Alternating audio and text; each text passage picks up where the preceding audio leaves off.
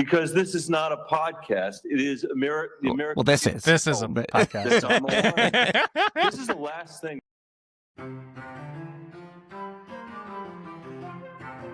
All right, everyone, warm up those brains. It's time for the Get More Smarter podcast. This one is, holy crap, episode 250. I'm Jason Bain. Happy semi-sesquicentennial episode of the Get More Smarter podcast. That's definitely not the right way to say that. This week on the Get More Smarter podcast, it's episode 250, and we have a great one for you. First up, RFK Jr. gets his ass handed to him in the Senate Finance Committee hearing and absolutely lied in his confirmation hearings. Hooray. Relatedly, Governor Polis took quick action to make sure that Coloradans still have access to life-saving vaccines, proving once again that having Democrats in charge really, really matters because Republicans in Florida are basically doing the exact opposite. Then, Republicans in Colorado and elsewhere are ramping up their campaign of lies on Medicaid. The president is trying to move Space Command from Colorado to Alabama again because he's the most corrupt monster to ever occupy the White House.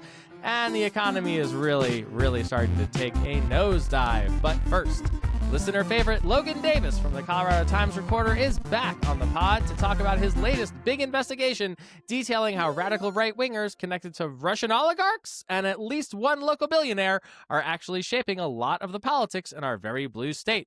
Take a listen. All right, it is now my great pleasure to introduce our guest today, a returning champion guest of the Get More Smarter podcast and one of our most popular guests by episode downloads, Logan Davis. Welcome back to the show. Logan is a progressive researcher and writer based in Denver, specializing in the threat posed by right-wing extremism. He's also a political communications consultant, a proud member of Denver News Guild, and co-founder of the Political Workers Guild of Colorado. Logan Davis, welcome back to the Get More Smarter podcast. Thanks so much for having me back, guys. Good to see you all. We're here to discuss another barn burner of an investigation, your most recent for the Colorado Times-Recorder, which is available in an excellent article called The Red Print, How Advanced Colorado and Anonymous Donors Shape the Political Landscape, starring yours truly in a number of ways. And for the piece, you mapped out this incredibly complex web of organizations, 6 or 7 or more core groups that move millions of dollars around Colorado to help conservatives who are very much out of power here actually get a bunch of stuff done that they want. So for our listeners who haven't read the piece yet, can you walk us through a little bit of how this whole system works? Yes, absolutely. Thank you for your help with that. I think it was those quotes that stopped it from being extremely meandering about the money, as is kind of my want. You said, or I quote Which you, is weird because Ian's thing is meandering. Yeah, I normally have the opposite effect. Yeah. I do my best to not sit down and write like 14 paragraphs saying, and then the money went there, and then the money went there. Nobody likes reading that. You said early in the article, basically, that they realized that a bunch of conservative consultants and donors in Colorado realized several years ago that folks with an R next to their name really struggling to get elected in the state, but they didn't take that and choose to pack up and walk away. Instead, they chose to find new ways to win. And that's where we saw the emergence of Advance Colorado / Unite for Colorado and all these peripheral organizations, which have driven a lot of narratives and have driven a lot of activity around ballot initiatives over the last several years and are moving huge quantities of money. At this point, they are the central conservative organization in the state, far surpassing the Colorado Republican Party. Among the other different red strings that you went through, you documented nearly $9 million flowing through Colorado's Stronger Alliance to Unite for Colorado in 2022 from what appears to be a single anonymous donor, which is a huge fund for, or a huge sum for state level politics. First, any guess as to who might be writing this check? Yeah, our best guess and the best guess that we have heard from Colorado Republicans and generally just around is that it would be Phil Anschutz, the state's wealthiest man. We're also pretty sure that it's not just Phil Anschutz. He probably accounts for the majority of that. When that money is coming into Colorado Stronger Alliance from individuals, not from other Section 501 orgs, we can't see a lot about where it's coming from. So it could be bundled. We have been told as well that Owens, former Governor Bill Owens, who's involved, bundles, that there's perhaps some developers from the Colorado Springs area who are maybe throwing some in there. But when you see that huge chunk come in, and it's rumored to be coming from the state's wealthiest man, who is also a major conservative donor. It's not particularly surprising. What is this level of spending from someone like Anschutz, if that's who it is? What is this level of spending by him or by Colorado Republicans? He has used it well, or rather Michael Fields has used it well for him. Michael, who used to be an Americans for Prosperity creature, really kind of grown in a Koch lab, a Koch brothers lab. And they did a great job. Michael Fields is extremely good at what he does, and that's part of the problem here. What Michael has done with that money over the last 5 years is build an entire environment, and we're all now living in it. So with a super minority for a couple years there in the state house, and now barely not a super minority, despite that, this network of organizations, including things like Common Sense Institute, Ready Colorado, have really been able to drive narratives, and the Democratic majorities and supermajorities in the state house have found themselves reacting to those narratives over and over and over. They can crank This out, is- go ahead. Yeah, this is like the most fascinating part about this whole thing, right? It's like they're out of power. There are no statewide elected Republicans. A lot of counties are even run by Democrats these days that were previously run by Republicans. And yet these folks dictate the terms of the debate that happens in the Capitol in a large way, despite not being in power, being in either super minorities or what we call mini or micro minorities. The property tax initiative debate, or the narrative that came forward a couple of years ago, seems sort of central as a example of this kind of success.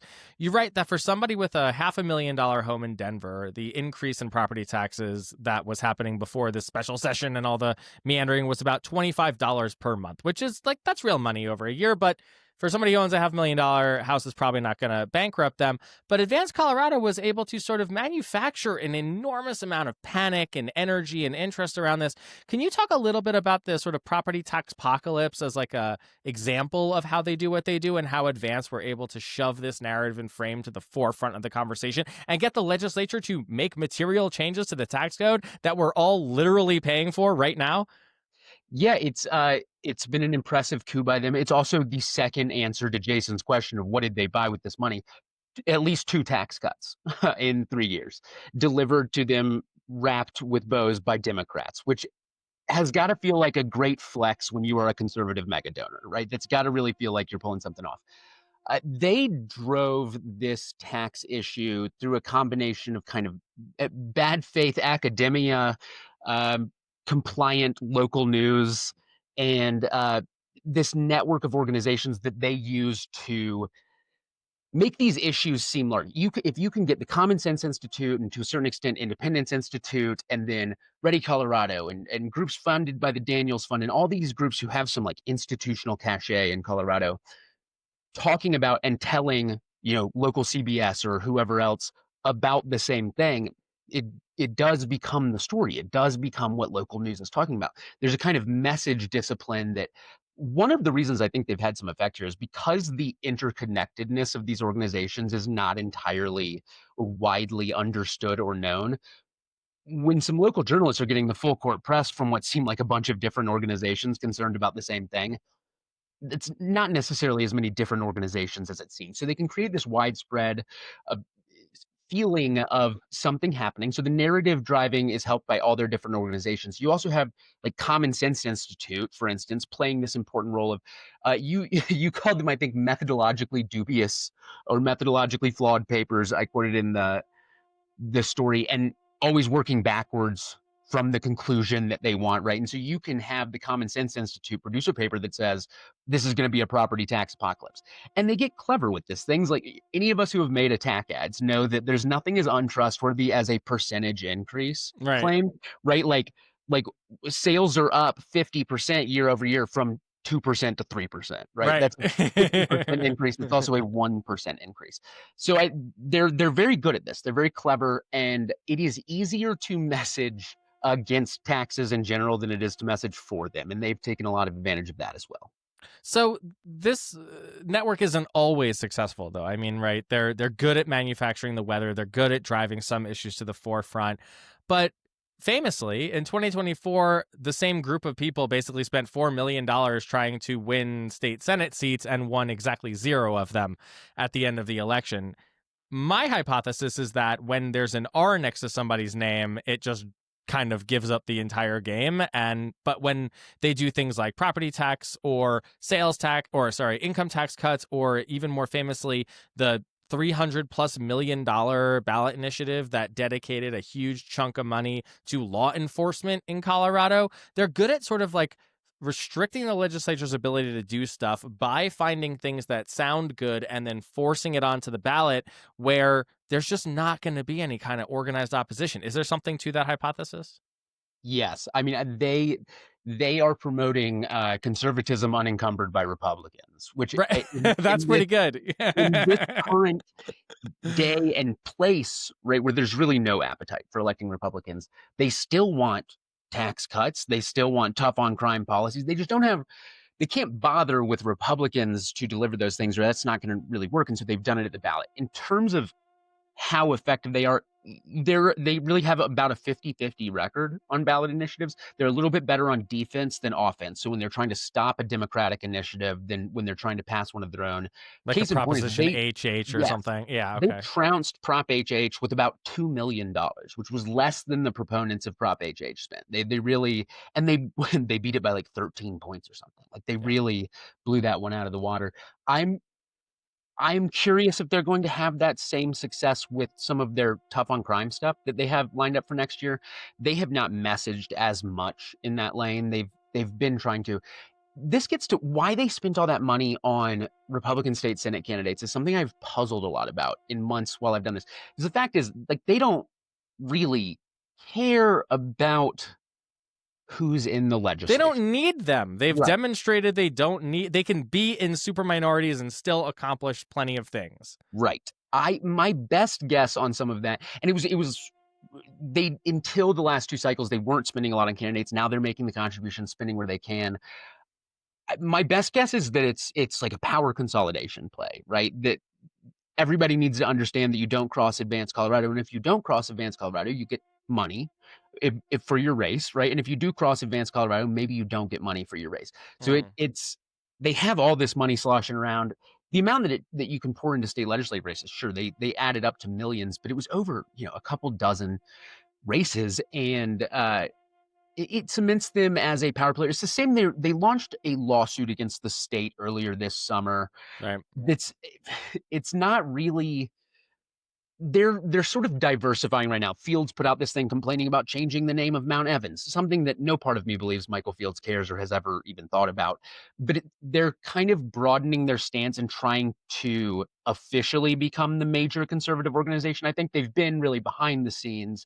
It feels a little bit like they're making their debut and trying to appeal to a little bit more of the crazies. So almost like they're trying to seize the party and get it on the track they want it on. Well, I think that's an important part of it too. It's not just that that being a Republican in Colorado isn't great for winning elections. It's that because the base has gone so far to the right into crazy MAGA land, you can't stop them from getting out of a primary. And so you can't really do much with those people once they make it through.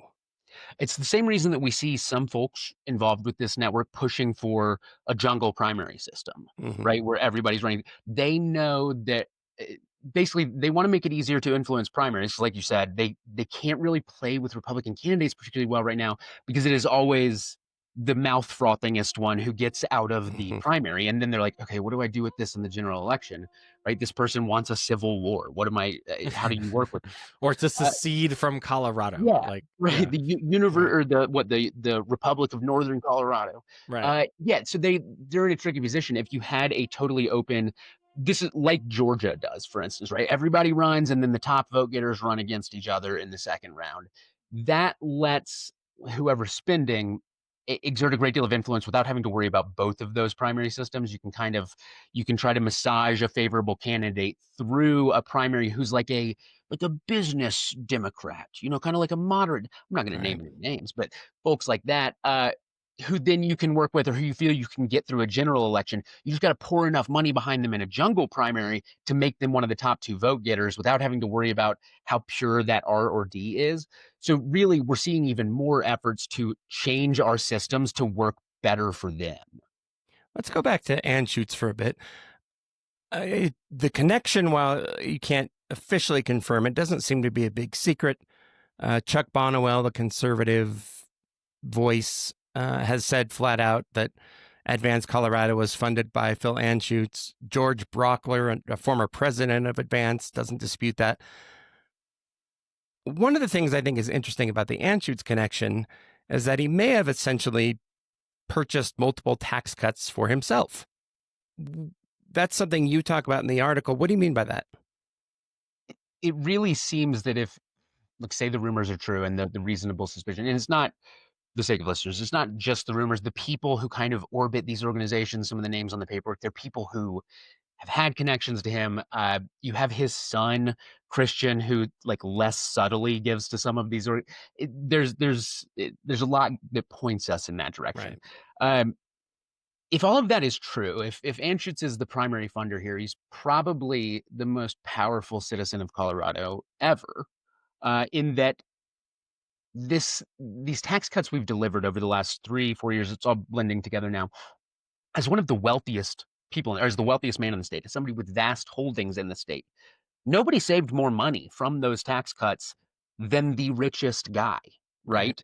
And organization, he almost certainly, there's an opacity here that we'll never be able to puncture, but my guess would be that he saved more than he has spent. Yeah, this is like a screaming deal if you like do the math, right? Like the amount like a person with that amount of wealth would have saved from the tax policy wins they were able to generate, even if every one of those $9 million is his, it's a screaming deal and it all pencils out positively, right? And even if not over a single year, so if over this whole network's lifetime, if say Phil Anschutz is given like $30 million, would it maybe takes him 5 years to amortize that on what he's saving on taxes, right? I think people often don't consider that there's a return on investment aspect for mega donors. It's not really just in like a literal sense. Like, yes, in a literal sense. Somebody is doing math to determine what Phil Anschutz's political giving is going to amount to in any given year based on his holdings and things like that. This is a considered act, not just deeply ideological people with more money than sin. So there's some of that as well. I would guess that he is revenue positive on these tax cuts after funding this organization and will continue to be, because those taxes are going to remain cut. So he's saving X every year on not paying those. Right. That is an impressive thing to be able to get for yourself. Do you have any sense as to whether this personal benefit is the driving reason he's involved, or is the ideological part the driving reason and the personal benefit is just a side benefit? I get the sense that Phil Anschutz believes things. Okay. Yeah, that's certainly not the case with all of them. His giving for a few decades has been very ideological and consistently ideological, right? Phil Anschutz does not believe in marriage equality. Phil Anschutz believes that taxes should be lower and lower and lower. Mm-hmm. There are positions that he has been funding people to take since I was born, since we were all kids, right? And that's not something he had to do, right? There are plenty of ways. There are plenty of billionaires who just, you give to Americans for prosperity, they're going to keep working on getting federal taxes down. This guy has basically built an industry in Colorado to further this stuff. I think that the amount he is spending on it has to at some point be a consideration of the amount that he's getting out of it, right? You don't end up a billionaire because you don't think about your money, right? Although at his age, I mean, how old is he? He's in his 80s? I think he's in his 80s. Yeah, I don't know. Donald Trump is still trying to like fucking steal everything that isn't nailed down, and that dude's 80. Like, yeah, but he doesn't need. I don't think Anschutz needs to steal. True, but That's true. I'm also not sure you become a billionaire because of having an internal sense that, this is enough. Yeah, I think I have enough here. So I think that mechanism might be missing. despite the fact that a lot of the folks sort of who are public facing in this network position themselves as sort of like pro-business folks or traditional conservatives and maybe not MAGA, I mean, you found some troubling connections to some extremists in the state. Talk a little bit about former Republican Party chairperson and current Advanced Colorado employee Christy Burton Brown, her role in the organization and her ties to Joel Oltmann and his actual militia, FEC United, and anything else that might connect these two less savory elements of the sort of right-wing world in Colorado. Yes, Christy, former chairwoman of the Colorado GOP, and somebody who those of us who have been around too long remember being the go-to anti-choice woman that Colorado Republicans Yeah, wheeled she out. used to be part of this organization called Personhood USA, and she put forward all of the original personhood initiatives. Each went down in flames and worse flames than the one before. But yeah, that was sort of what she did before she kind of ended up getting bear hugged into all of this, right? Yeah, so Christie's journey to the establishment. I don't know that the establishment was moving the whole time, right? So she's this kind of like youthful anti-choice warrior, which it has always been more on an edge of close to religious extremism, right? That is certainly an element there. Then she becomes the party chairwoman and is kind of antagonized in that role by a lot of the activists as being like too establishment, too machine, and it's Right. That's inevitable at some point. Absolutely, unless you're literally Dave Williams. Right. And then you have all sorts of other problems and all the money disappears. Christie goes from all of this activism. She ends up being the president of FEC United on paper, at the very least. And that's Oltmann. So Joe Oltmann, Douglas County activist who originated a lot of the voting machine conspiracies after the 2020 election and frequently kind of wish casts that journalists and his political opponents will be beheaded. FEC United has a militia wing, UADF, the United American Defense Force. Christy Burton Brown was president of this organization. She was part of all of this. Then she becomes chairwoman of the party. Then she leaves the party and becomes vice president at the Advanced Colorado Institute. So she's now in this inner sanctum of business sense Colorado Republicans who definitely aren't into QAnon, like that whole vibe. But she's bringing with it a whole history of her being much closer to that other kind of conservative, and the crossover between FEC United, which you'd put at one end of that spectrum of what kind of people are in the Republican Party, and Advanced Colorado, which you put very close to the other end. That's interesting. There's also the Bill Owens connections to some deeply unsavory figures, which I don't know if we have the time for here, but that I think is some of the most eyebrow raising stuff.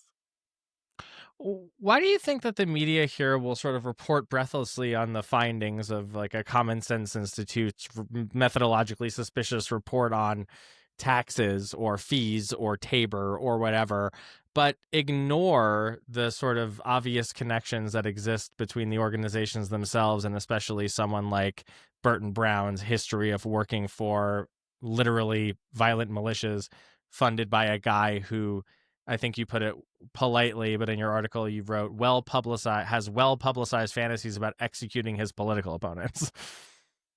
So why do you think the media here will report breathlessly on the findings from an organization like Common Sense Institute, as methodologically suspicious as they are, but kind of ignore like as fact, like, oh, this think tank says that taxes are bad, news at 11, but then ignore the sort of connections between Advanced Colorado and Christy Burton Brown and Joe Oltmann and the militias and the violent threats that he makes and the lawsuits he's involved in with the voting machines. I mean, these things, you lay out this network, it's pretty clear they're all pretty closely connected, but we hear a lot from certain media outlets, and to others' credit, they don't cover what the Common Sense Institute puts out as fact, but many do. Why has this connection kind of been ignored, in your opinion? There are probably multiple answers to that question, depending on who you're talking about. But I think broadly speaking, finance stories and stories about political finance are complicated, and folks worry that they will be boring.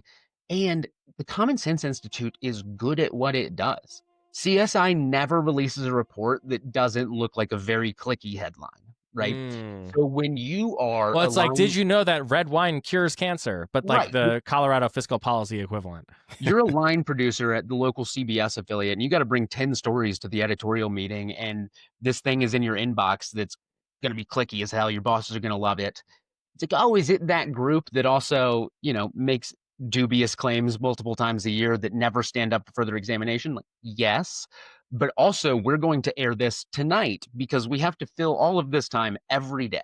They make it Yeah. really easy to cover it. They're really good at packaging up the experts you might want to talk to. They're really good at bringing some very salient facts. Every year after the point in time count of unhoused folks around the Denver metro area, you will see CSI release they will take some crazy extrapolation, make some wild claims, stick former, in my view, disgraced Denver Police Chief Paul Pazin's name on it, who now works at Common Sense Institute. Another thing, they're really, really good at getting people whose names have some cachet, making them Common Sense Institute fellows, sticking their name. So former Denver Police Chief releases a report that says, like, I don't know, homeless people are going to kill you with fentanyl. Someone's gonna cover that. So they're really good at what they do. And I think that they're really good at exploiting the underfunded and overrushed nature of local news and at knowing who in the local news they can kind of dovetail with ideologically for some special coverage. What has the response been like since you published this story a couple of weeks ago? Have you heard from people with additional pieces of the puzzle?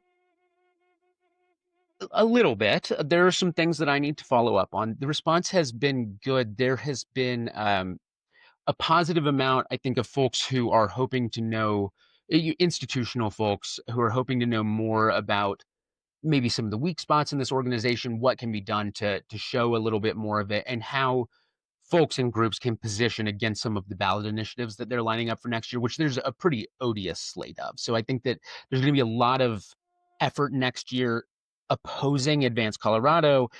But if Democrats, progressives aren't careful, it's going to be like 8 different efforts that are struggling to realize the extent to which they're all the same effort and work together.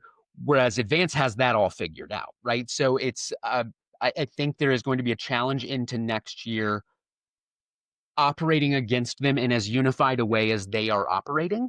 But I have been buoyed in the last week or two since this came out about the amount of outreach I've gotten from people who will be in the room making some of those decisions, who are trying to get their heads around that. I think that bodes well. That leads me to this next question then. What's the so what here? Is there a solution, or is this more just informing people that this is what they're doing? I think informing is important. As usual, though, I would love to go to the state legislature into doing something. Some of this is federal, right? There are parts of this we can't touch. The way that stuff can slosh through C3s and C4s, we can't do anything about. The way stuff can slosh into and out of IECs, the legislature and only the legislature can do something about, right? And it would be more complex, I think, than maybe some people think, but no more complicated. So in terms of having the political will, having the votes, if leadership wants to keep their folks in line and get this done, they can get this done. When I say complex, I mean that you can't just say the law is, oh, you have to disclose your donor, because then the donor can be another nameless, faceless entity, right? There needs to be, this is the kind of problem you need to get a Senator Mike Weissman on, somebody who can really think through the granular aspects of Colorado's specific campaign finance law and try to cut off the ability of limitless money from nameless groups to flow into subsequent nameless groups that can spend on raises. So it's some additional form of disclosure for contributions to IECs. That's look, Dem mega donors have always been more open than conservative mega donors. The reason conservatives can demonize George Soros so much is because George Soros discloses his contributions to the 1630 fund. He does that. He says, I've given another several tens of millions of dollars. It was me, George Soros, right? That is not what Phil Anschutz is doing. That is not what the remaining Koch brother, inshallah, is doing. There is more openness. And so I think, frankly, if folks are thinking about this as Democrats, structurally, there are ways to adapt the system that makes it more transparent, that also are not going to evenly fall across two sides that are not currently operating in the same ways.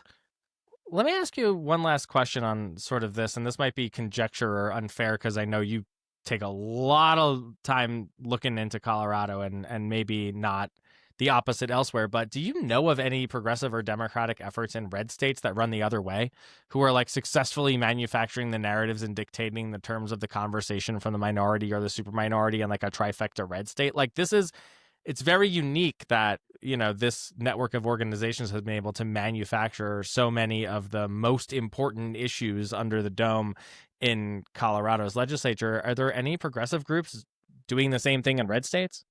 There are some. CTR, Colorado Times Recorder, right now, we have had the opportunity to be a fiscal sponsor for some groups in states like Mississippi, where there's a progressive news outlet coming up that is working, I think, with some broader organizations to help drive narrative, which is a huge step in any part of this. And we have seen, interestingly, the places where these efforts are happening, even though they're nascent, are virtually all across the South. And I think that there is maybe the South has a thicker, more pungent culture. I can say that because my people have been there since Thomas Jefferson was president. And I think that it's maybe easier to understand the role that narrative plays in Southern politics. But I also think that it's seen as such like a lost land for progressives, that maybe there's more interest in investing in it because it's like sexier than Ohio, but yeah. This is one of the things I actually hope that Democrats and progressives nationally take away from this article is like, just because you don't have butts in seats in the legislature, just because you don't have trifecta control over government, doesn't mean you're powerless, right? Just because you're out of power doesn't mean you're powerless. There are plenty of things you can do. And like in the Deep South, Mississippi is an interesting example because their ballot initiative process was taken away from them. So a core element of advances strategy in Colorado was simply unavailable to progressives in a state like Mississippi, even though they had used the ballot initiative process successfully to get some wins and defeat some bad things from the far right in the past. Now that option's off the table because the state Supreme Court took it away and the legislature hasn't put it back into place yet.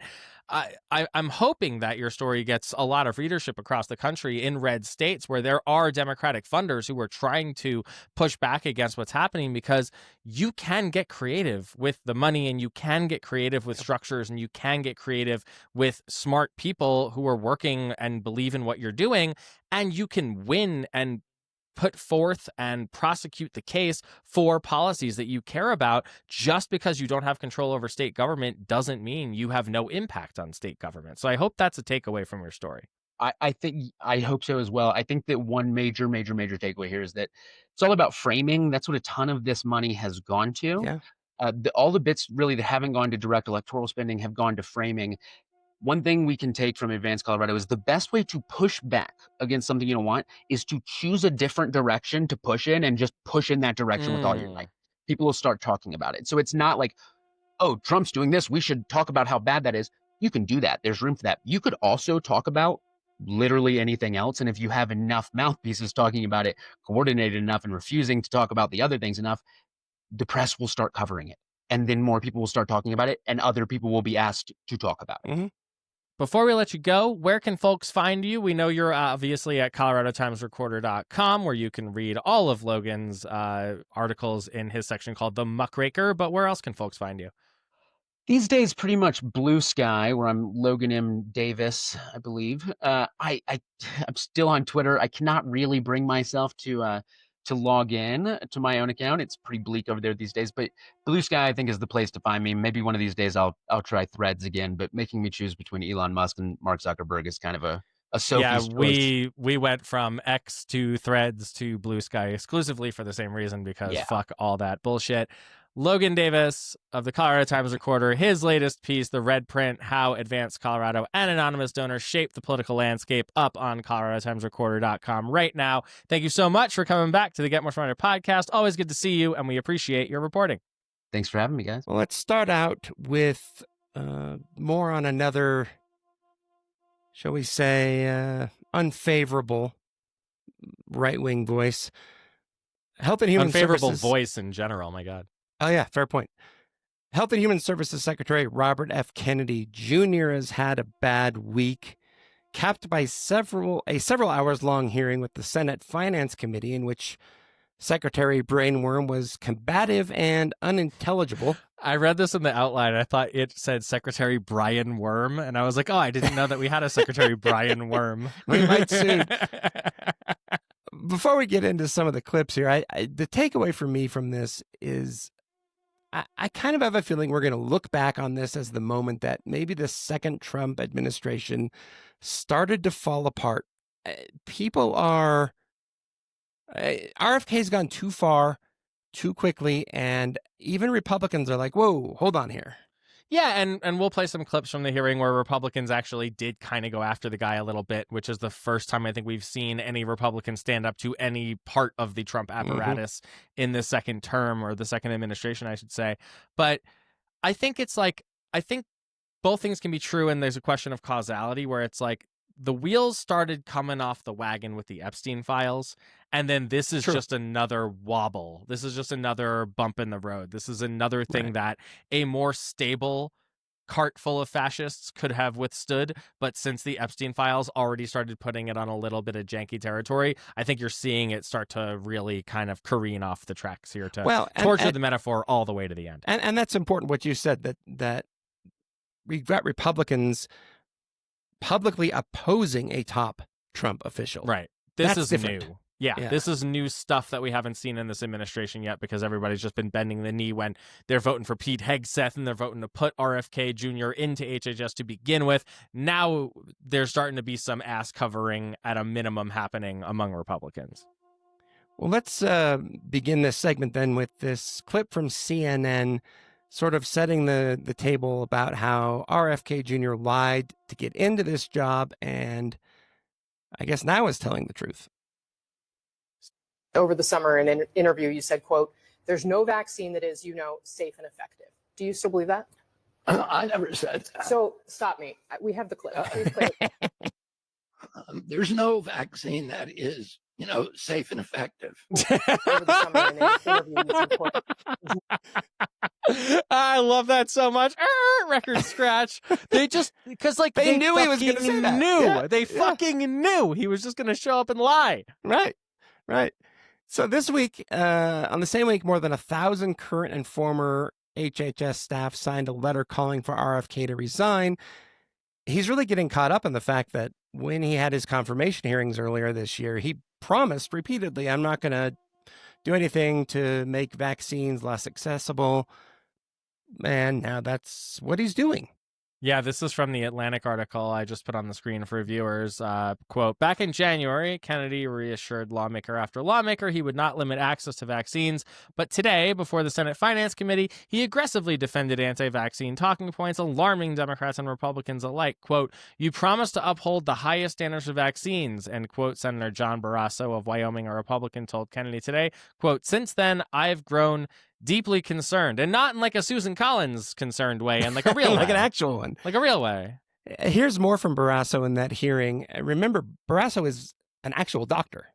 An actual doctor and one of the most conservative U.S. senators from one of the most right-wing states in the country in Wyoming.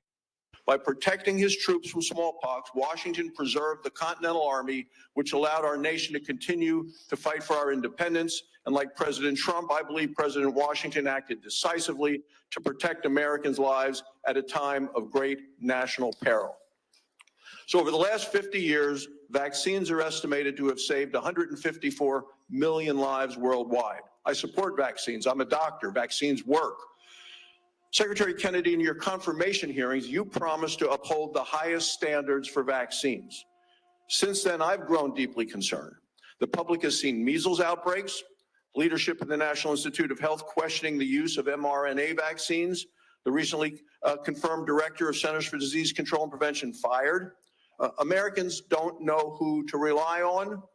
Recent polls said 89% of voters, 81% of Trump voters agree vaccine recommendations should come from trained physicians, scientists, public health experts. So, they believe, Senator Marshall, Senator Cassidy, they believe me when it comes to vaccines. If we're going to make America healthy again, we can't allow public health to be undermined. So could you? Ooh, that's a Republican again. But it's a Republican who's like in touch with reality on the basis of being a physician. Right. Here's another Republican, Senator Tom Tillis of North Carolina. Who, we should remind listeners, is not running again. So he is a little more free to do things like disagree with the administration. But that is, no point against him for this right here. Have to consider. But I do also believe that some of your statements seem to contradict what you said in the prior hearing. You said you're going to empower the scientists at HHS to do their job. I'd just like to see evidence where you've done that. And I'm sure that you will have some. You will do nothing that makes it difficult or discourages people from taking vaccines. There seem to be several reports that would seem to refute that, but I'd rather you just respond to it.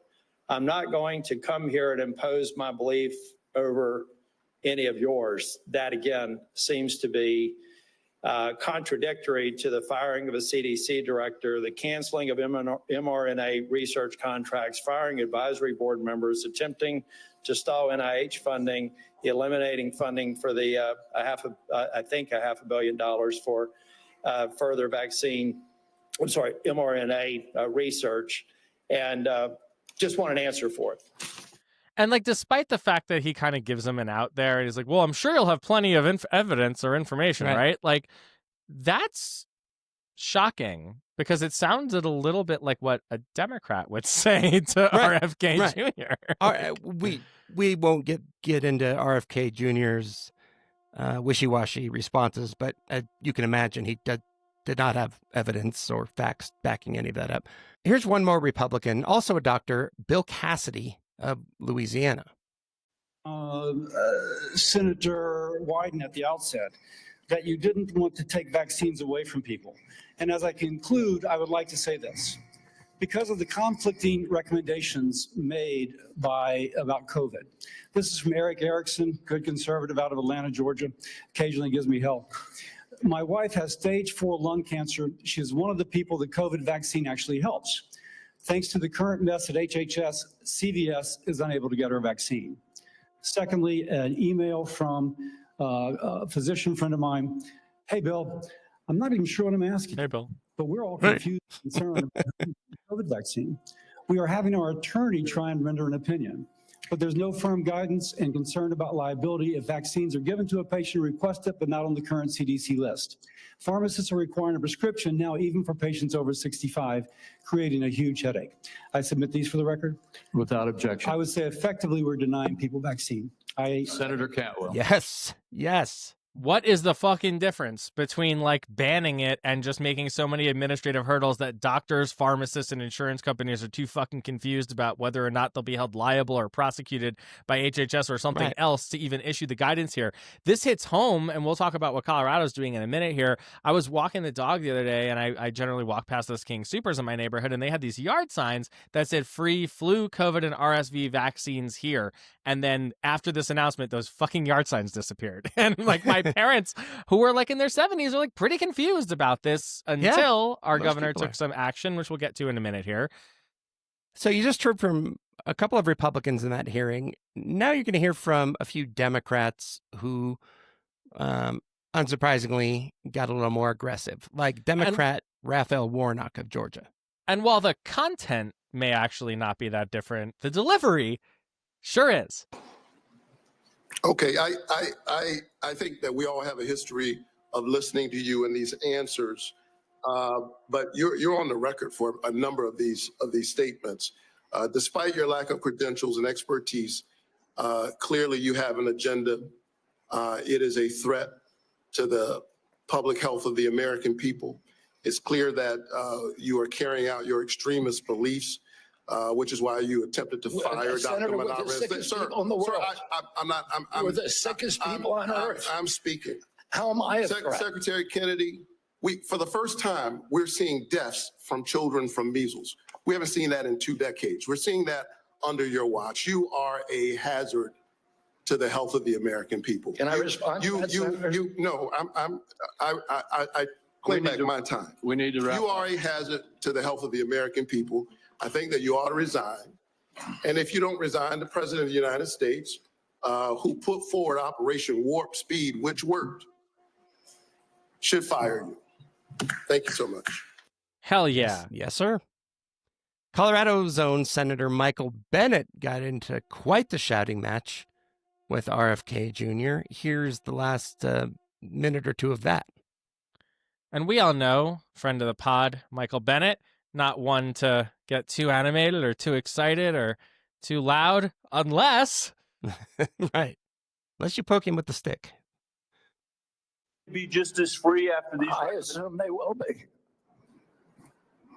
I will hold you to that, Secretary Kennedy, because this is not a podcast. It is the American. Well, this is. This is a But- podcast. It's on the line. This is the last thing, by the way, our parents need when their kids are going back to school, is to have the kind of confusion and expense and scarcity that you're creating as a result of your ideology. I think it's critical for you to share the evidence that this panel will rely on. Will you give the American people 6 months or 6 weeks in advance the record that they're going to rely on to make these decisions? Will you make it transparent for the American people? All the evidence is transparent. Will all you the make it evidence- in advance transparent for the American people so they can comment on it? All the evidence is transparent for the first time in history, and you were never Where? there complaining when the pharmaceutical companies were picking those people and then running their products through with no safety You testing. can characterize it any way you want. I quoted them today. What I said was accurate. What you said were lies. You Are you described saying, people Senator, moving the Titanic. Are you saying that a mRNA vaccine has never been associated with myocarditis or pericarditis in teenagers? I am simply. Is that what you're trying to tell us? I am simply trying to say that the people that you have put on that panel, after firing the entire. You're evading the question. No, I'm asking the questions here. You're not the senator. I'm asking the questions, I Mr. asked you a Kennedy. question. I'm asking the questions for Mr. Kennedy on behalf of parents and schools and teachers all over the United States of America who deserve so much better than your leadership. That's what this conversation is about, Mr. Chairman. Senator, they deserve the truth, and that's what we're going to give them for the first time in the history of that agency. There's really just no way to defend what RFK is doing, even if you are RFK. So we'll cap If this I were off. like the CEO of Starbucks, I would be cringing my ass off the entire way through that hearing because the logo on the cup is just like right there next to him the Right. entire time. It's just Right. not a great look. Right. So to cap this off, here's New Mexico Senator Ben Ray Lujan during the end of his conversation with RFK. Appreciate that, Mr. Chairman. Mr. Kennedy, with all the questions here today, people just want to know the truth.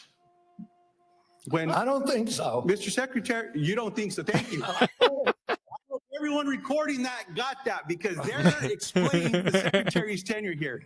Look, two young ladies That's good. next door to town hall recently gave me this starfish picture. I don't think people want the truth. All right. All right, before we get to the next segment, let's take a little wager here. You think RFK survives the entire administration, or do you think Trump fucking I don't dumps think him he at gets through some this year. point? Really? Yeah. God, I fucking hope you're right. Can this guy put John Barrasso in charge? Fucking make it normal. Let's get back to. He's too much of a life. drain, and we saw this in the first Trump administration. When someone is taking the spotlight away from Trump and doing it in a negative way, that person gets booted. I think that's interesting. I think what I'll say to challenge that before we get to the next part, where it's nice to have good people in charge of a blue state, is that he's already losing the same segment of people who are RFK vaccine conspiracy theorists, who are also Jeffrey Epstein conspiracy theorists, by not releasing the Epstein files. I think it would be really hard for him to offload RFK because that is a sort of electorally, existentially important coalition to Republicans right now. So if he's losing them on Epstein and then he offloads RFK and he starts to lose them on vaccine conspiracies, the conspiracy theory bloc is an electorally determinative group of people for Donald Trump. That's all I'm saying. Yeah. I mean, I suppose. I just think when you start losing people like Barrasso and Kennedy and Cassidy, like then you're in trouble. Yeah, totally. Fortunately, most of our listeners probably live in Colorado, where states have their own way of dealing with these vaccination troubles. Governor Polis responded to restrictions 1 week after refusing to criticize RFK Jr. by announcing that they will be made available to everyone without a prescription. Here's Good Kyle Clark move. at 9 News. Gov. Let's bring in Colorado Governor Jared Polis now, who's going to join us live, talk about the news of the day. First on the vaccines, Governor. So Colorado moved today to make the COVID vaccine more accessible to those who want it, while the state of Florida simultaneously moved to lift all vaccine mandates, including for school children. So I know you're less enthusiastic about vaccine mandates than a lot of your fellow Democrats, but I want to ask you, what do you think of the idea of vaccine access being limited by the feds while vaccine mandates are being lifted altogether in some states? Well, your jacket's a little loud, so it's hard for me to concentrate, Kyle. But Come let on. me be clear. We want to remove all barriers that exist to make it easy for anybody who wants to get vaccinated to get vaccinated. At the same time, in our schools, we don't have a mandate. Now, we have a default where your kid gets vaccinated, or you sign a form that opts out. You don't need to see a doctor for that. You can do it as a matter of conscience. But we do pride ourselves in trying to increase our vaccination rate. In schools, we're mostly talking about measles. With this action today from our chief medical officer, we're talking about making it easier to get the COVID vaccination. What I'm encouraging people to do is simply to get it with their flu vaccine sometime in the next few weeks. It's typically fall time. You can get protected from COVID and from flu. Very simple, takes 10 minutes at your local pharmacy. Obviously, call ahead to make sure they're well stocked with both. This is like we talked about this last week, but like this is like where I think we have a sort of disagreement with the governor on style, but I do appreciate that he's consistent about it, which is like he thinks he can win the argument by persuading people to get vaccinated instead of like using government mandates to make people get vaccinated. I unfortunately think the evidence is with us and against him because the childhood vaccination rates have dropped precipitously in Colorado and across the country over the last several years, and RFK's conspiracy theories are a driving force there. But I do appreciate that he's ideologically consistent across this issue, and to his credit, is a vaccine advocate as a person. The other side of that, being glad you don't live in Florida, where Surgeon General Dr. Joseph A. Ladapo made the announcement that Florida will be the first state to get rid of all vaccination requirements for kids. I simply would not send my kids to school in Florida if I lived there. I don't know that I would visit Florida at this point. Well, what's the reason? Disneyland? Like, is it World or Land? I World. always get They have World in Florida, Land in California. The quote from the Surgeon General that really cracked me up is he says, quote, "Who am I to tell you what your child should put in their body?" Unquote.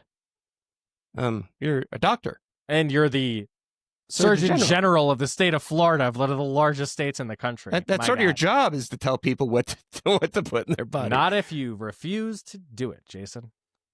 All of this is completely at odds with the vast majority of the public as well.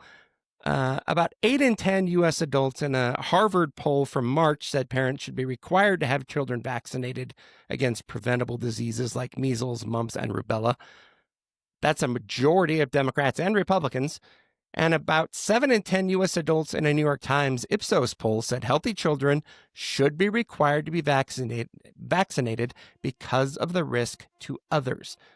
Again, and to your point earlier about Governor Polis, this is not about your own decision, because your own decision affects others.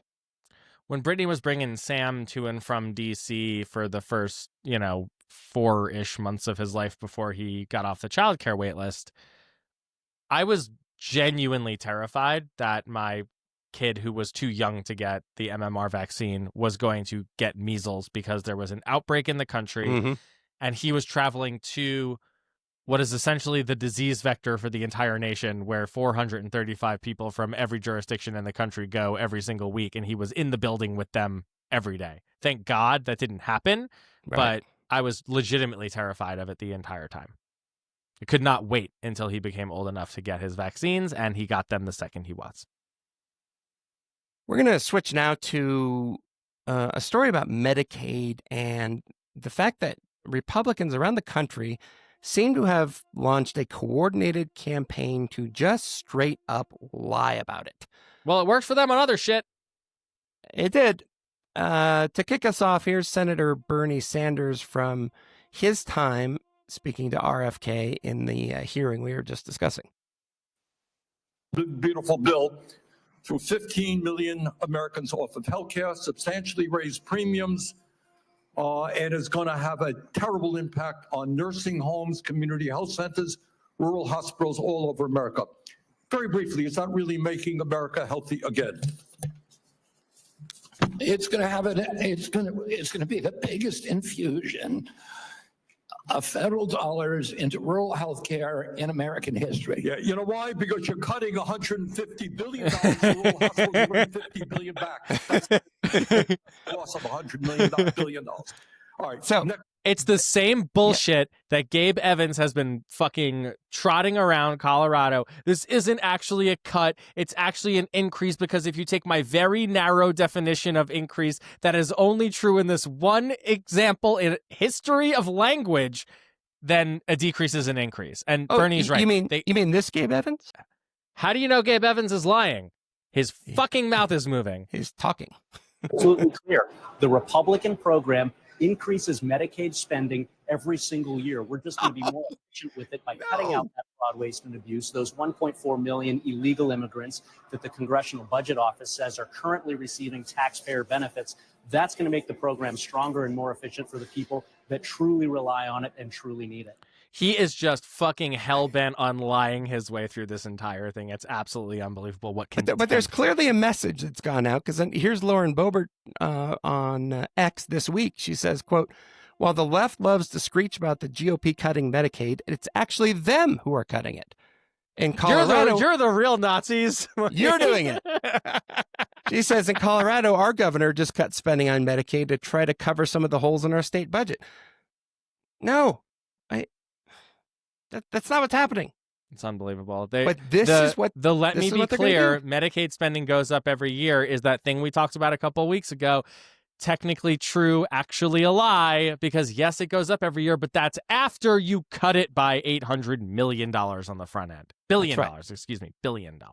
Friend of the pod, Mario Nicolai, wrote about this in the Colorado Sun recently, saying that this is, again, the Republican strategy.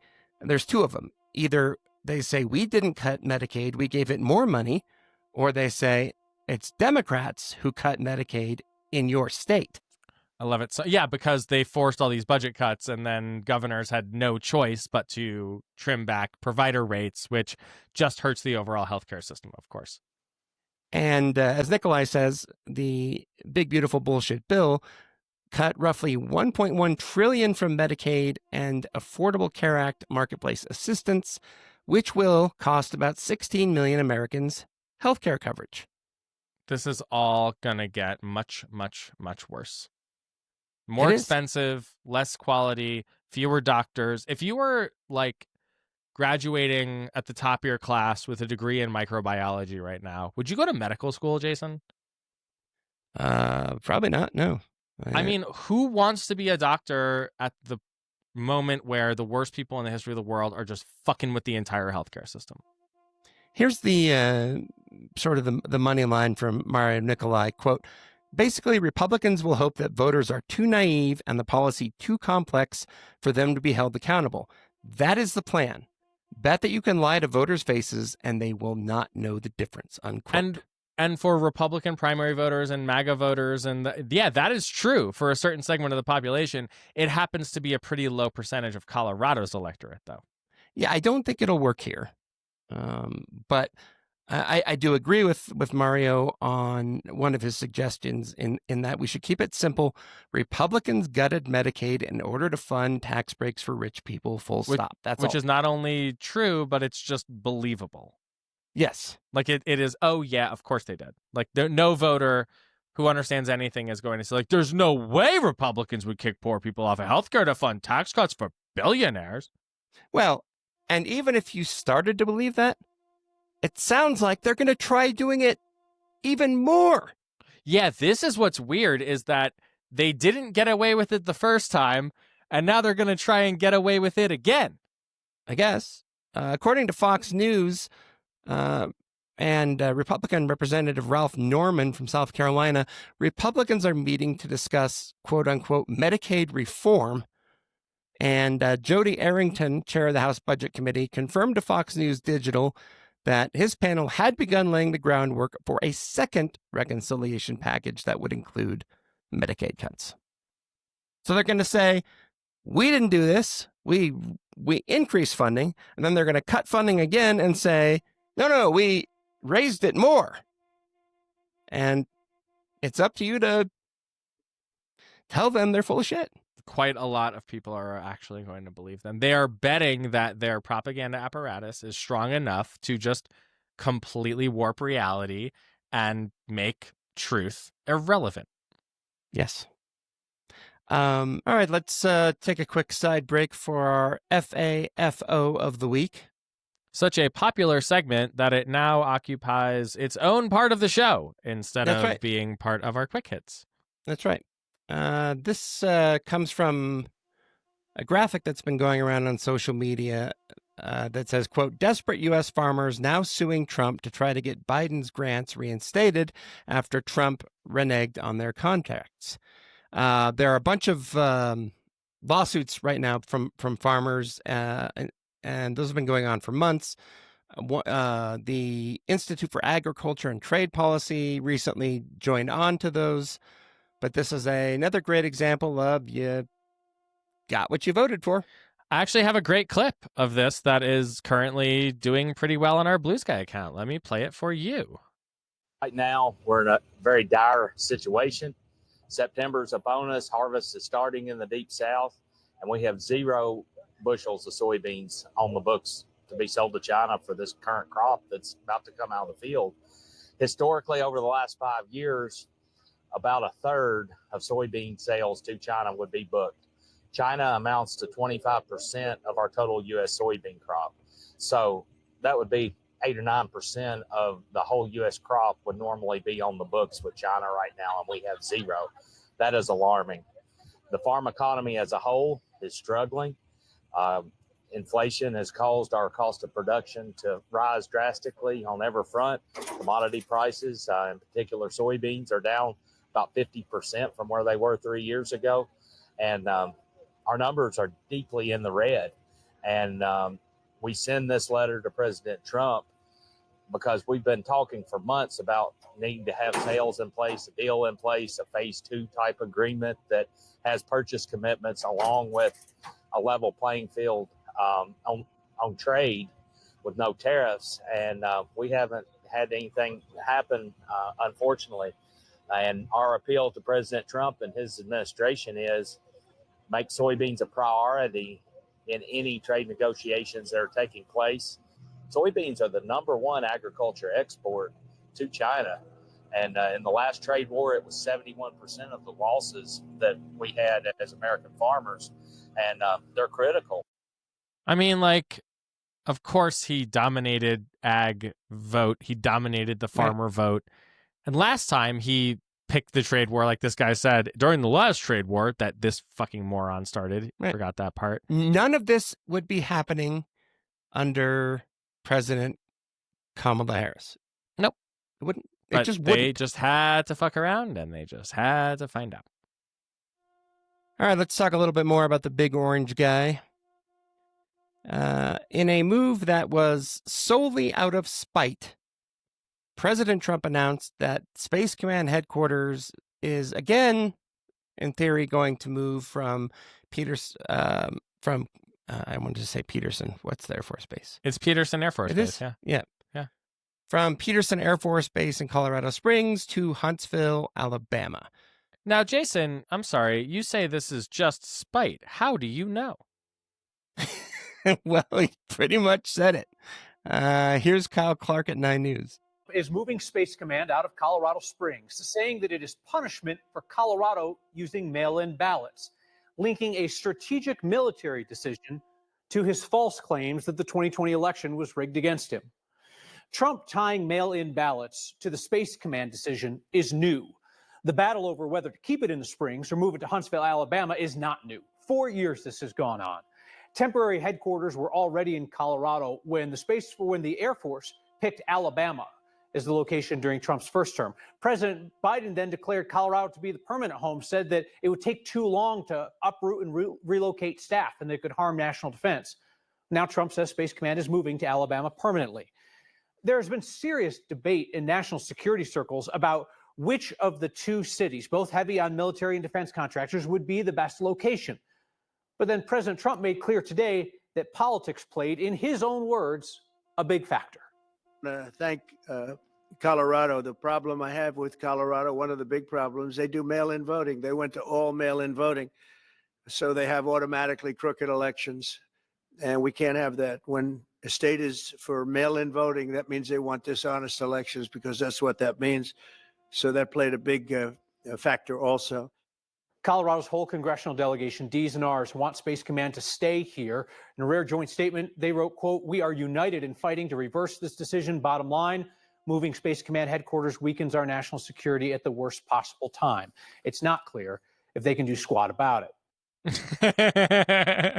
This is the mail ballot thing got a lot of the headlines, but I think it's just a smaller piece of it. The bigger thing is Trump is mad that Colorado doesn't support him. Alabama does, and he's punishing Colorado for that. It's corruption. It's plain and Yeah. simple. It's not just politics, like the congressional delegation points out. It is rewarding a state that voted for him and punishing a state that did not. But I want to continue playing that clip because there is another person in the state who's trying to fight back against it as well. Probably contracts, but we'll find out. I mean, the fact of the matter is, like, Trump tried to do this the first time around to reward his voters and to reward his political patrons. And he flat out said at that time that he was just giving it to Alabama because he loves Alabama. Right, and now it's the obsession with mail ballots, which Republicans win elections with mail ballots too. Cory Gardner won in 2014 under Colorado's first mail ballot election. Donald Trump won the presidency in 2024 with a bunch of states that conduct elections by mail ballots. Right. I saw an interesting point about all this from a columnist named Kyle Whitmire at alabama.com or AL.com. His point was basically that because Trump is making this personal, he's setting it up to just get moved again. He writes, quote, "Every time Trump says, I put it in Alabama because I wanted to, or because I don't like Colorado, he gives the next guy a basis for moving it back. So we could go on doing this forever, always moving, never set." Yeah, and I don't remember what part of the first Trump administration this conversation took place in. I don't think it was in the first the very end. year. It was the very end, right? So, like, now he has 4 years to solidify it. And, like, I guess the only issue I take with this conjecture is, like, if he spends the next year moving it and then it's sitting there and established in Alabama and a Democrat is the next president, which, like, assuming we have elections, is highly likely. I don't think they're going to move it again. Moving things is very expensive. That's probably what he's banking on.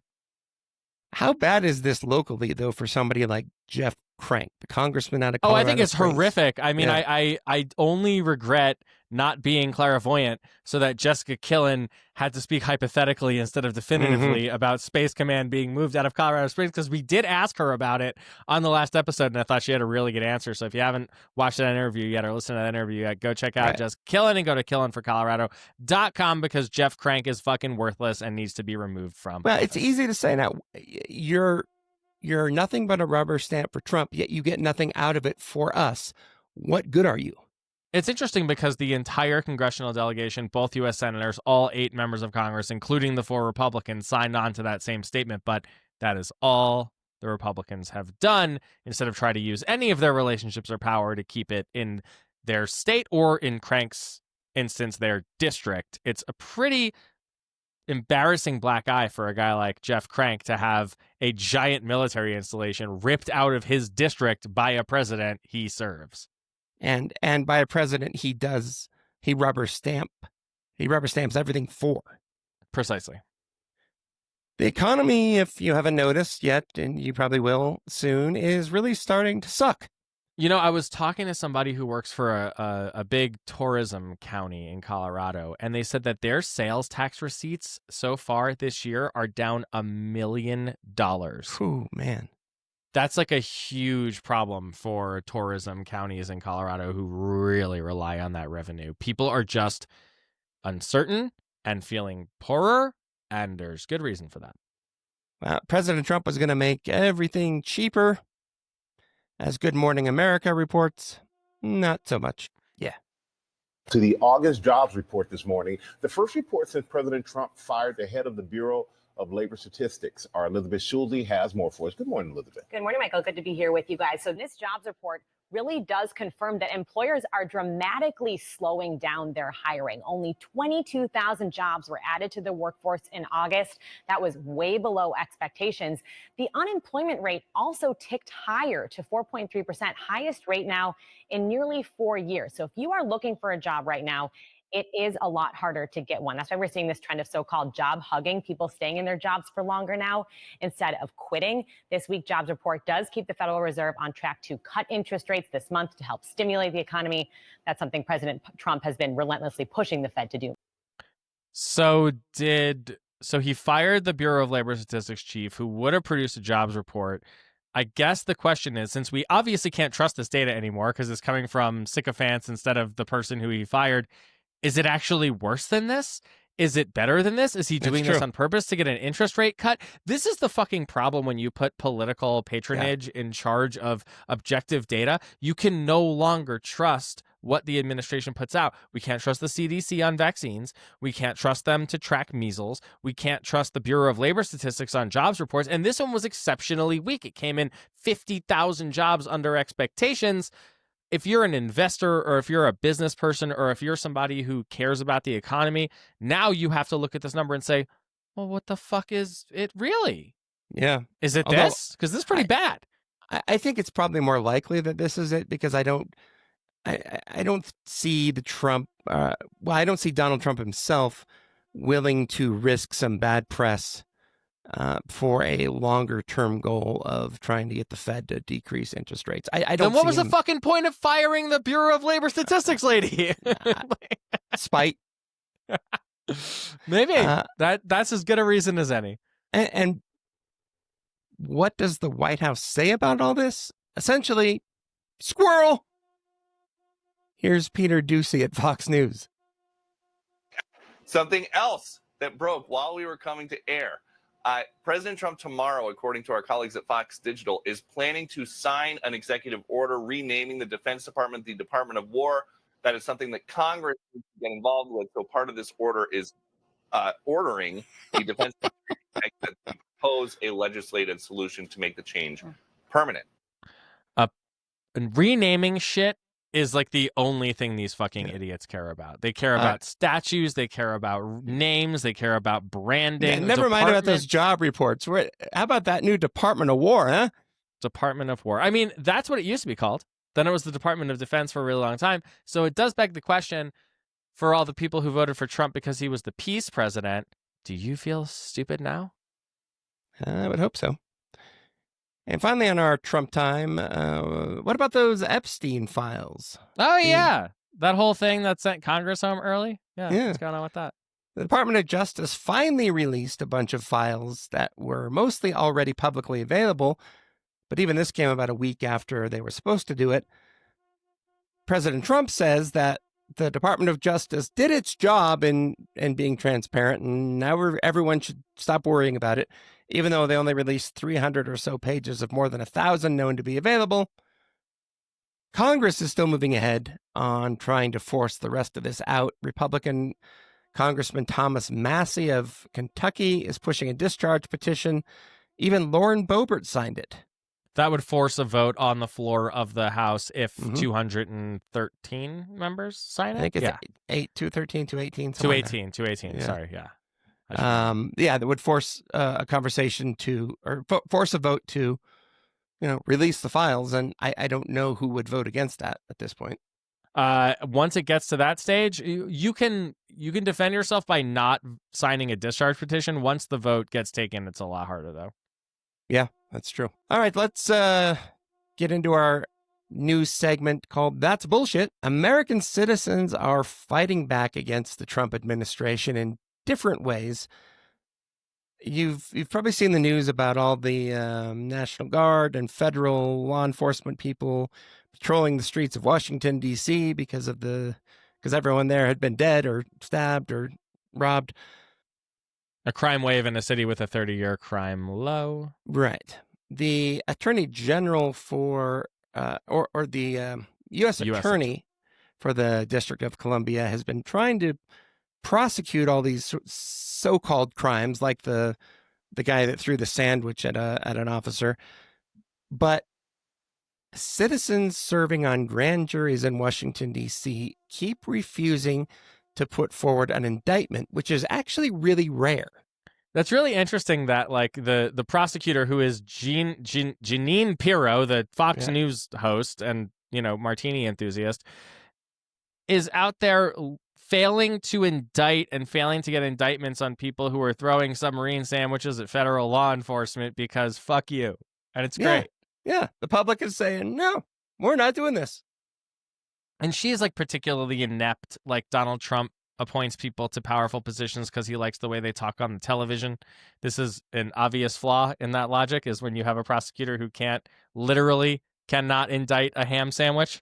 It's a salami sandwich. But don't ask me why I know that. Okay.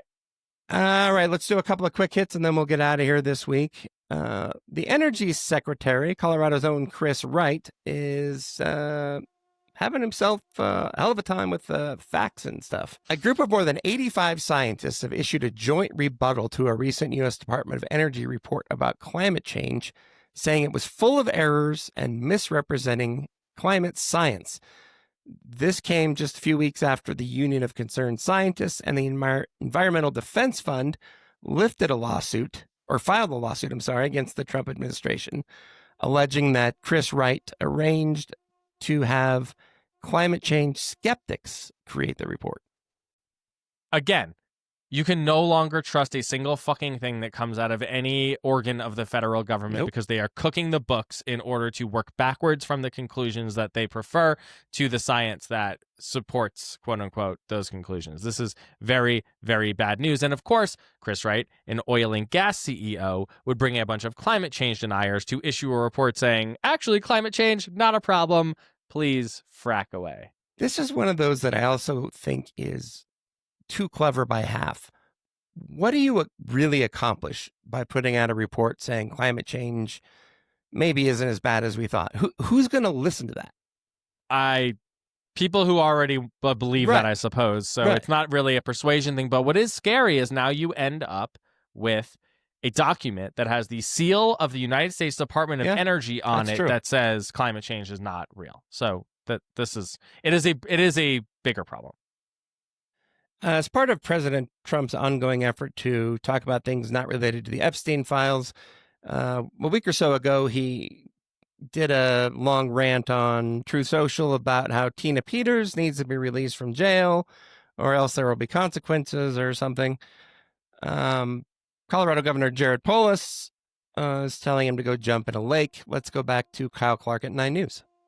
Warned of quote unquote harsh measures if you refuse to free his ally Tina Peters. She's the former elections clerk serving prison time for tampering with election systems. And then yesterday, the president pulls Space Command out of Colorado, and he specifically cited the election rigging conspiracy theories that are pushed by Peters and others. Here's my question for you. Do you think that the president will stop punishing Colorado by doing things like pulling Space Command if you just free Tina Peters? No, I don't. First of all, justice is not for sale, Kyle. And we look at any time we look at how we do that. So obviously, she was convicted by a jury. That has nothing to do with apparently the president's dislike for mail-in ballots, which Colorado has. And one of the great things about mail-in ballots is we actually keep the paper ballots. They can be recounted if you don't believe in the result, and often they are. If it's close, there's usually very little variance, and there's always a few that are marked in a way where it can be challenged if it's very close. But I think it's absolutely ridiculous to pull mail-in ballots into a decision that affects our national security, Kyle, right? This affects national security. There are many reasons. Many generals, former, current, have spoken about the disruption to our preparedness in the space domain if this is relocated to Huntsville, Alabama from Colorado Springs, Space Command. Good on the governor for just being very clear. We're not trading Tina Peters' freedom for something. That's not how this works. Justice is not for sale. Crisanta Duran has ended her campaign for the Democratic nomination for Attorney General in Colorado, which won't surprise you or me. Securing more ink for her dropping out of the race than she had gotten through the entire course of it. This was one you and I had talked about 6 months ago or so, said this was not going to go anywhere, and it didn't surprise me. Crisanta's been gone for too long. There's a lot of other candidates who have stronger resumes, who are doing better raising money. There was no place for her here. Yeah, I mean, I think she raised something like $16,000 or something. I mean, it's just not, you're not going to be able to compete with a Jenna Griswold or a David Seligman or a Michael Dougherty or even a Hetal Doshi if you're pulling in that kind of money. It's just not possible. And look, I mean, you have to feel for some of these folks because Colorado has term limits. Sometimes they don't line up with election cycles. And when you're speaker, you're at the sort of height of legislative power. And then if there isn't a sort of open office for you, listeners and viewers will probably remember that Crisanta Duran tried to primary Diana DeGette, I think in 2018, which also did not go well. And I believe she dropped out before a single vote was cast in that election. Another sort of quixotic electoral adventure. We wish her well and hope she finds what she's supposed to do next. I think and that's the danger of continuing to run for things and dropping out is that people start to not take you seriously, and they shouldn't. You do want to just kind of dig into the statement she issued in her dropping out of the race for a second, because it appears that she's trying to leave some door cracked to something. Here's part of the quote. I remain committed to ensuring meaningful progress in our state and nation, and now know the pathway forward to ensure fair outcomes must be rooted in federal solutions, she said. The fight is far from over to ensure there are elected leaders who are ready to take bold action in this moment to move us forward, which is basically saying, please, somebody come and ask me to run for Congress. Yeah, I would still like to be in elected office, by the way. I think that's ship has probably sailed. House Speaker Mike Johnson has been trying to, rearrange reality ahead of a big discussion upcoming about the fiscal cliff and whether we're going to drive over it and have a federal shutdown on October 1st. As Politico reports, Johnson said, quote, the ball will be in their corner in terms of Democrats on whether or not there will be a federal shutdown October 1st. That's not a phrase. It's stupid. Starting there. The ball is in their corner. No one says that. It's their court. And second of all, no one's going to fucking believe this. Just like the last time. Everybody knows Republicans are in unified control of the government right now. No matter how many ads you put on the air, no matter how many lies you tell Politico, no one's going to believe that Democrats shut down the government, when the truth is, the reality is you're going to do everything you can, and unless Democrats go along with it, the government will shut down. The Democrats are not going to go along with it, and if the government shuts down, it's your fault. Yeah. You're in control. That's it. All right, finally, our gibberish of the week. First Lady Melania Trump. Here she is talking about robots. Robots? Cars now steer themselves through our cities. Robots hold steady hands in the operating room. And drones are redefining the future of war. Innovations of first-generation humanoids, factory automation, and autonomous vehicles have surged from private sector investment. Every one of these advancements is powered by AI. The robots are here. Our future is no longer science fiction. The robots are here. I swear she did not 4 years ago have this thick of an accent, did she? I do not remember what she sounds like. I was thinking the same thing, but I don't remember it being that thick. Like, maybe she's a robot. Maybe. And if you're unfamiliar with the term robot, here's a quick clip from one of my favorites, Futurama. Oh, that's a great throwback. I'll have a look, but I remind you, I'm an expert on humans, not robots. I'm not Bender. I'm Fry. Really? I thought you were the robot. Nope. Human. All right. Spare me your life story. The robots are here. We can only get away on the scapegoats. Yeah, and may their wrath against us be swift and just. That's right. Okay, that's it for us this week. The Get More Smarter podcast is a production of ColoradoPolls.com and the Big Horn Company. Your hosts are me, Ian Silveri, and America's Dad, Jason Bay, who managed to figure out how to engineer and produce this thing. Megan makes the video version. I do the Substack. We all do a lot of stuff around here. Breakmaster Cylinder made the theme song.